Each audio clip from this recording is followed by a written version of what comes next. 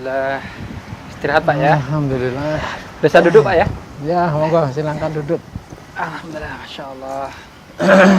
Akhirnya kita sampai di kediaman Bapak Sudarto, Mirsa, setelah saya mengajak Anda melalui sebuah perjalanan yang melelahkan.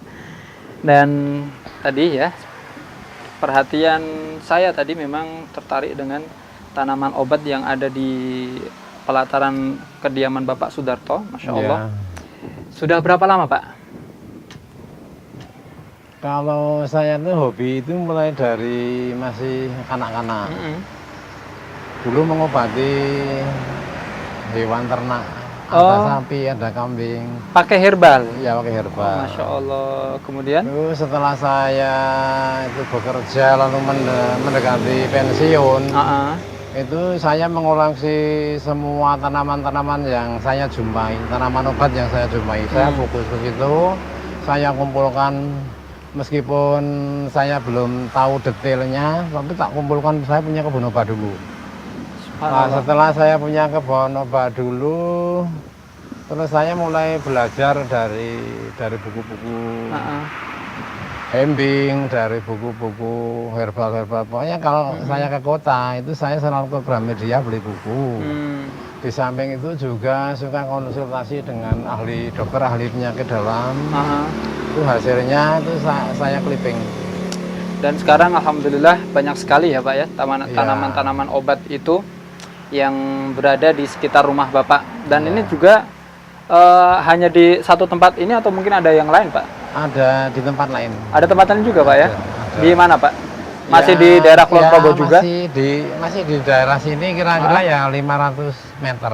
Itu mungkin bisa digambarkan lebih luas dari ini atau kalau lebih di sana itu lebih luas sedikit. Luas ya? Iya, lebih Dan luas.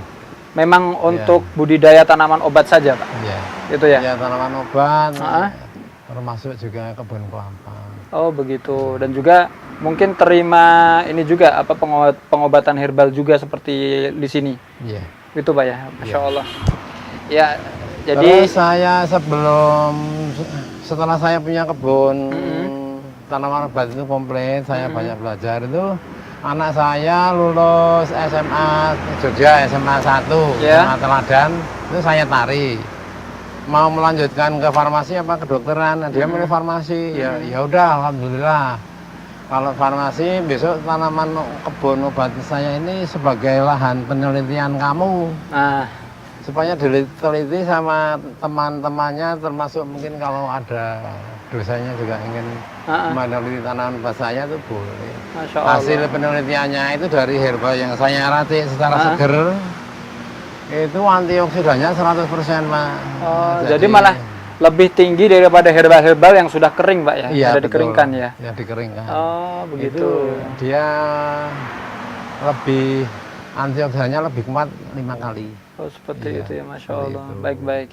Pemirsa, jadi kalau kita ingat sejarah ya, para penjajah waktu itu ada Belanda, bangsa Spanyol yang mereka menginvasi negara Indonesia ini, konon mereka mengincar rempah-rempah.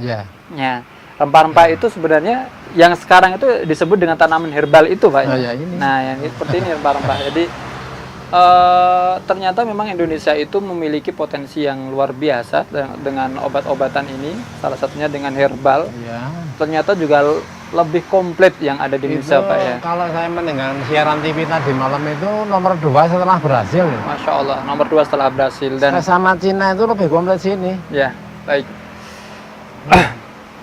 Saya semakin menjadi lega rasanya setelah perjalanan saya melelahkan hingga akhirnya ketemu dengan kediaman Bapak Sudarto ini. Serasa insya Allah ada sedikit obat yang bisa menghilangkan rasa lelah saya. Namun tentunya setelah yang satu ini pemirsa, tetap di Muslim Journey bersama saya, Zainal Arifin.